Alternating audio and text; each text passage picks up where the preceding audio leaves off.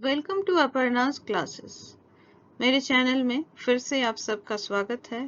एक नई वीडियो के साथ आपके सामने आए। लेकिन सबसे पहले आप सबसे रिक्वेस्ट है कि अगर वीडियो अच्छा लगे तो ज़रूर से लाइक कीजिए और मेरे आने वाले वीडियोस को देखने के लिए मेरे चैनल को ज़रूर से सब्सक्राइब कीजिए।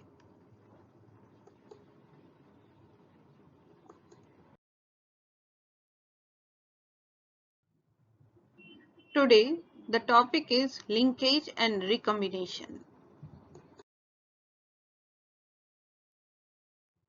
Linkage. A linkage is a phenomenon where two or more linked genes are always inherited together in the same combination for more than two generations. यानी दो या दो से ज्यादा जीन्स जब एक साथ दो से ज्यादा जनरेशन में ट्रांसफर होते हैं, यानी जनरेशन आफ्टर जनरेशन ट्रांसफर होते हैं, तो इस घटना को, इस फेनोमेनन को हम लोग नाम देते हैं linkage.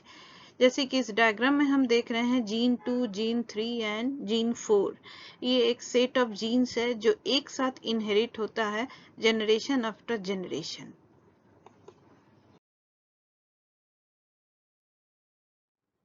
Genetic linkage. Genes are non-homologous chromosome assort independently during meiosis, यानी meiosis के दौरान ये डॉटर क्रोमोसोम जो बनते हैं वो उसमें इंडिपेंडेंटली वो जीन्स assort हो रहे हैं। लेकिन genes on the same chromosome are said to exhibit linkage and called the linked genes. Linked genes and hence the phenotypic characters they control are inherited together because they are located on the same chromosome. यानी जो phenotypic character वो linked genes जो है वो control करते हैं, वो सारे कैरेक्टर्स जो एक साथ इनहेरिट हो रहे हैं। Modern understanding of genetic linkage came from the work of Thomas Morgan. Morgan showed that two recessive genes in Drosophila melanogaster, जो फ्रूट फ्लाई नाम से भी जाना जाता है, उसका दो रिसेसिव जीन यानी व्हाइट आई जिसे हम W से डिनोट करते हैं और मिनिएचर विंग जिसे हम एम से डिनोट कर रहे हैं, दोनों जीन्स जो है, दोनों कैरेक्टर जो है वो एक्स लिंक्ड जीन्स है और एक्स लिंक्ड कैरेक्टर्स है। Now we will see the linkage through an example. हम देख रहे हैं कि एक ड्रोसोफिला का क्रॉस है यहाँ पे, जिसमें वाइल्ड टाइप ड्रोसोफिला को लिया गया है जिसका फिनोटाइप है grey body and normal wings, where is जिसके साथ उसको क्रॉस करवाया जा रहा है वो एक रिसेसिव ऑर्गेनिज्म है जिसका black body and vestigial wings है। तो वाइल्ड टाइप का अगर हम जीनोटाइप देख रहे हैं वो है B+B+ and VG+VG+। Whereas black body का अगर हम देख रहे हैं जीनोटाइप तो हम देख रहे हैं BB and VG+VG। B+ and VG+ जो है वो डोमिनेंसी को शो कर रहा है, यानी कि वाइल्ड टाइप का ग्रे बॉडी कलर जो है वो डोमिनेंट कैरेक्टर है और नॉर्मल विंग्स वो भी डोमिनेंट कैरेक्टर है। तब ये दोनों के क्रॉसिंग से जो रिजल्ट आ रहा है वो रिजल्ट हम देख रहे हैं ये है, that is a hybrid, it is a dihybrid type. इसमें कैरेक्टरिस्टिक्स इसका वाइल्ड टाइप का ही शो हो रहा है, यानी कि grey body and the normal wings, but the genotype is the heterozygous जिसमें B+B एंड VG+VG हमको दिखाई दे रहा है। तो इस ऑर्गेनिज्म के साथ, इस ड्रोसोफिला के साथ हम टेस्ट क्रॉस कर रहे हैं और एक रिसेसिव पेरेंट्स का क्रॉसिंग करवा रहे हैं। इस रिसेसिव पेरेंट्स यानी कि इसको हम मेल ले रहे हैं, जो रिसेसिव पेरेंट्स है वो मेल है और जो डायहाइब्रिड मिला हमको इसको हम लोग इसका फीमेल ले रहे हैं।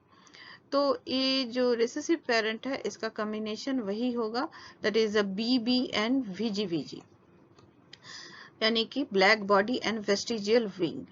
तो चूंकि हम डायहाइब्रिड को फीमेल लिए थे तो इसका जो गैमेट बनेंगे यानी कि एग्स बनेंगे, वो एग्स हो गए मेरे 4 टाइप्स ऑफ। तो ये हो गया पहला B+VG+, ये हो गया दूसरा BVG और ये हो गया तीसरा B+VG एंड ये हो गया फोर्थ टाइप तो द B एंड VG+, यानी कि इसका ये चारों कैरेक्टर जो है वो अरेंज हुआ 4 तरीके से। और जो मेरा रिसेसिव पेरेंट है यानी कि जो मेल पेरेंट है वो जो है वो प्रोड्यूस कर रहा है ये स्पर्म। चूंकि ये रिसेसिव पेरेंट है, होमोजाइगस रिसेसिव है, तो वो जो है वो एक ही तरह का स्पर्म प्रोड्यूस करेगा B एंड VG। अब हम देखते हैं कि इसके क्रॉसिंग से क्या क्या रिजल्टेंट मेरे सामने आ रहा है। सबसे पहला जो है वो आ रहा है मेरा combination B plus B and VG plus VG। यहाँ से B plus and VG plus, ये दोनों B एंड VG के साथ कंबाइन करके बना रहा है B plus B and VG plus VG। तो B प्लस चूंकि डोमिनेंट है तो वो ग्रे बॉडी कलर को एक्सप्रेस कर रहा है, और Vg प्लस जो है वो डोमिनेंट है तो वो नॉर्मल विंग को एक्सप्रेस करवा रहा है। यानी कि ये जो है ये किस तरह का हो गया, एक वाइल्ड टाइप। तो ये एक पेरेंटल कैरेक्टर को शो किया, पेरेंटल कॉम्बिनेशन को शो किया। ठीक उसी तरह से यहाँ VG के साथ इस फॉर्म का जब कॉम्बिनेशन हो रहा है तो हमको मिल रहा है VG। तो ये एक रिसेसिव ऑर्गेनिज्म मिला जिसका black body and vestigial wing है।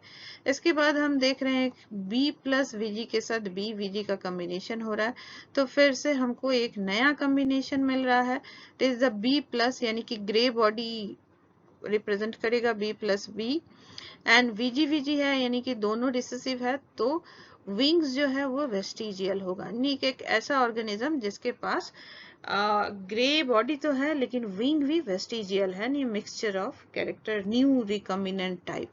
And another one is also recombinant type, इसमें black body and the normal wing, combination क्या हो गया VG प्लस VG। तो इस हिसाब से हम देख रहे हैं कि अगर मेरा नॉर्मल इंडिपेंडेंट असॉर्टमेंट के रूल्स को अगर हम फॉलो करते हैं मेंडल के डायहाइब्रिड क्रॉस के अनुसार या टेस्ट क्रॉस के अनुसार, तब हम पाते हैं कि इसका रेशियो होगा 1:1:1 आफ्टर द टेस्ट क्रॉस। तो यहाँ हम देख रहे हैं एक्सपेक्टेड रिजल्ट था अकॉर्डिंग टू मॉर्गन 575 575 575 575, बट जो ऑब्जर्व किया गया, ऑब्जर्व रिजल्ट आया, पेरेंटल फिनोटाइप्स जो है वो एक्सपेक्टेशन से ज्यादा आया और न्यू कॉम्बिनेशन जो है एक्सपेक्टेशन से कम आया, यानी कि रिकॉम्बिनेशन का रेशियो कम था। Now what is the cause of the less ratio या लेस चांसेस ऑफ रिकॉम्बिनेशन, यानी रिकॉम्बिनेशन कम होने का कारण क्या हो गया, कुछ जीन्स ये जो जीन है बॉडी कलर का और विंग का, ये दोनों जीन्स जो है वो इंडिपेंडेंटली असॉर्ट नहीं हुआ, वो जहां भी गया लगभग ज्यादातर टाइम वो साथ साथ गया, यानी कि लिंक्ड तरीके से गया। तो इसी को हम लोग लिंकेज कह रहे हैं, यानी कि दो जीन्स जब भी ट्रांसफर हो रहे हैं या इनहेरिटेड हो रहे हैं तो चांसेस ज्यादा है कि ये साथ ही साथ ट्रांसफर हो, इसीलिए हमको पेरेंटल कॉम्बिनेशन का नंबर हमको ज्यादा मिला, यानी कि ये कैरेक्टर्स जो है वो शायद सेम क्रोमोसोम पे लोकेटेड है और दोनों लिंक्ड जीन है। तो ये हो गया हमारा linkage. Recombination, genetic recombination, also known as the genetic reshuffling. It is the exchange of genetic material between different organisms which leads to production of offspring with combination of traits that differ from those found in other parent.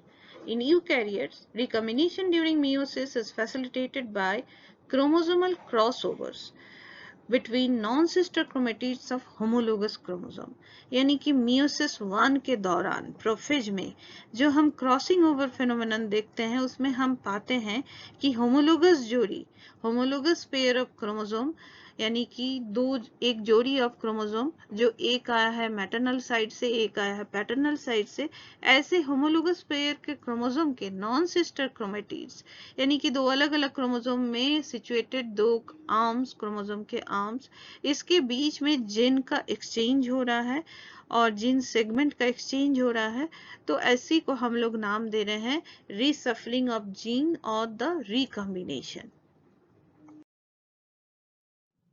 Now we will see the prophage 1 of meiosis 1। जैसा कि हम जाने कि recombination meiosis के दौरान होता है, तो हम देखेंगे prophage 1 which consists of 5 phases: liptotin, zygotin, pachytin, diplotin and diakinesis, in which homologous chromosome की जो जोड़ी है यानी कि पेयर ऑफ homologous chromosome वो एक दूसरे के नजदीक आते हैं, सिनेप्स बनाते हैं during the zygotin, and pachytin and diplotin में ये chiasmata फॉर्मेशन हो रहा है जिसमें क्रॉसिंग ओवर हो रहा है। है। ड्यूरिंग द क्रॉसिंग ओवर ये क्या हो रहा है, क्रोमोसोम सेगमेंट्स जो है वो एक्सचेंज हो रहा है between the non sister chromatids of homologous chromosome. यहाँ पे हम डायकाइनेसिस में देख रहे हैं कि नॉन सिस्टर क्रोमेटिड्स अलग हो चुके हैं, लेकिन क्रोमोसोमल सेगमेंट का एक्सचेंज हो चुका है। अगर हम सिनेप्सिस को देख रहे हैं तो यहाँ अगर हम देख रहे हैं कि दो अलग अलग कलर के क्रोमोसोम जो है वो होमोलोगस पेयर को रिप्रेजेंट कर रहा है, एक मैटरनल क्रोमोसोम तो एक पैटर्नल क्रोमोसोम।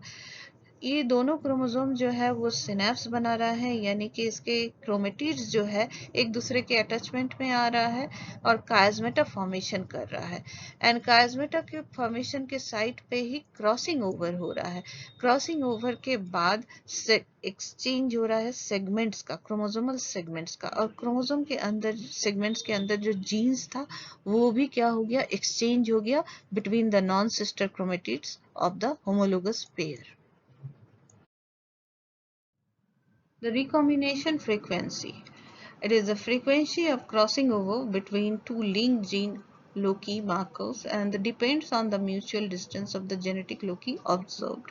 यानी कि दो जीन के बीच में क्रॉसिंग ओवर और रिकॉम्बिनेशन होने का फ्रीक्वेंसी इसी के ऊपर डिपेंड करता है कि दो जीन के बीच का जो डिस्टेंस है, म्यूचुअल डिस्टेंस है, या जेनेटिकली उसका जो लोकस है उसके ऊपर डिपेंड कर रहा है उसका frequency. Depending on recombination frequency, recombination is of two types, low recombination and high recombination. Low recombination means which occurs when genes on same chromosome are tightly linked. For example, genes of white-eyed and the yellow body are tightly linked and so only 1.3% recombination, whereas the high recombination occurs when genes on same chromosome are loosely linked. Example, genes of white-eyed and miniature wings are loosely linked and so 37.2% recombination.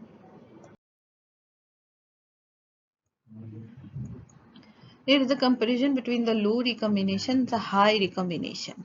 There is a cross A and cross B.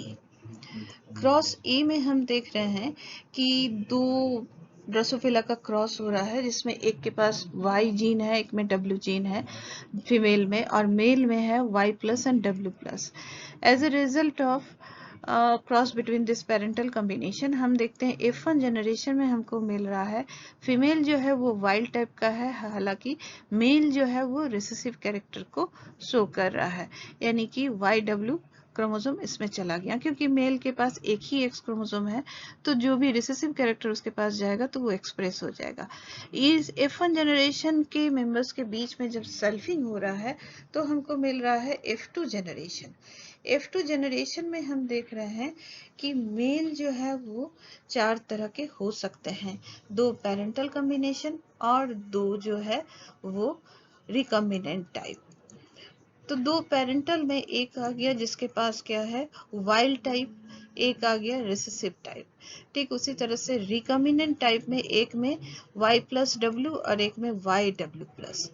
Female में भी हम देख रहे हैं कि एक parental combination में एक वाइल्ड टाइप आएगा और एक रिसेसिव टाइप आएगा। वाइल्ड टाइप में वो हेट्रोजाइगस रहेगा और रिसेसिव टाइप में ये होमोजाइगस रहेगा। और रिकॉम्बिनेंट टाइप में भी उसी तरह से एक क्रोमोसोम में Y प्लस दिख रहा है हमको W एंड एक में Y एंड W। ठीक उसी तरह से एक में हमको मिल रहा है YW प्लस एंड YW। जिसका Y प्लस W है उसका दोनों में W है इसलिए इसका I हो जाएगा वाइट। इस तरह से इसका रिकॉम्बिनेंट वैरायटी हो गया दो। तो ये हो गया प्रपोज्ड, लेकिन एक्सपेक्टेड यही था। लेकिन जब हम ऑब्जर्व कर रहे हैं एक्चुअल फ्रीक्वेंसी तो हम पाते हैं पेरेंटल कॉम्बिनेशन जो है वो आ गया 98.7%, whereas द रिकॉम्बिनेंट फ्रीक्वेंसी जो है वो आ गया 1.3%। यानी कि जो मेरा पेरेंटल कॉम्बिनेशन है, पेरेंटल कॉम्बिनेशन वो ज़्यादा आ गया। तो ये शो करता है कि इसमें रिकॉम्बिनेशन जो है वो काफ़ी कम हुआ। रिकॉम्बिनेशन कम होने का कारण है यानी कि रिकॉम्बिनेशन फ्रीक्वेंसी यहाँ काफ़ी कम है, यानी कि ये जो येलो एंड वाइट का जो जीन है ये लिंक्ड है, ये हाईली लिंक्ड जीन है, इसी के चलते इसमें रिकॉम्बिनेशन जो है वो काफ़ी कम हुआ। अब हम लोग देख रहे हैं क्रॉस बी। क्रॉस बी में देख रहे हैं हम जो पेरेंटल कॉम्बिनेशन है, इसमें देख रहे हैं फीमेल में WM जीन है और मेल में जो वाइल्ड टाइप है उसमें W+ एंड M+ जीन है। इसके क्रॉस के रिजल्ट के तौर पे जो F1 जनरेशन आया उसमें हम देख रहे हैं फिर से फीमेल जो है वाइल्ड टाइप होगा और मेल जो है वो रिसेसिव टाइप होगा, क्योंकि उसके पास एक ही एक्स क्रोमोसोम है, रिसेसिव कैरेक्टर एक्सप्रेस हो जाएगा। इसके बाद F2 जनरेशन में हम देख रहे हैं ठीक उसी तरह से मेल जो है वो 4 टाइप ऑफ कॉम्बिनेशन आएगा, 2 पेरेंटल आएगा और 2 रिकॉम्बिनेंट आएगा। ठीक उसी तरह से फीमेल में भी 2 पेरेंटल कॉम्बिनेशन एक्सप्रेस होगा और जिसमें 2 रिकॉम्बिनेंट फिनोटाइप एक्सप्रेस होगा। तो ये हो गया प्रपोज, लेकिन एक्चुअली हम देख रहे हैं ऑब्जर्व देख रहे हैं कि पेरेंटल टाइप जो है वो 62.8% है एंड रिकॉम्बिनेंट टाइप जो है वो है 37.2%। जो पिछले वाले केस ए से या क्रॉस ए से क्रॉस बी में रिकॉम्बिनेंट टाइप्स का जो परसेंटेज है वो बढ़ा है, यानी कि W और M जीन जो है वो उतना लिंक्ड नहीं है और इसमें कॉम्बिनेशन का फ्रीक्वेंसी जो है वो ज़्यादा है। तो इसी को हम लोग हाई रिकॉम्बिनेशन करके हम लोग जान रहे हैं। तो इस तरह से हम देखें कि 2 जीन जब हाईली लिंक्ड रहता है तो उसमें रिकॉम्बिनेशन का फ्रीक्वेंसी कम होता है, और जब जो जीन जैसे कि W और M जीन ये उतना लिंक्ड नहीं है इसलिए इसमें रिकॉम्बिनेशन का परसेंटेज जो है वो हाई रहा। Now this is about the linkage. Now thank you for watching the video and please like and subscribe my video and channel.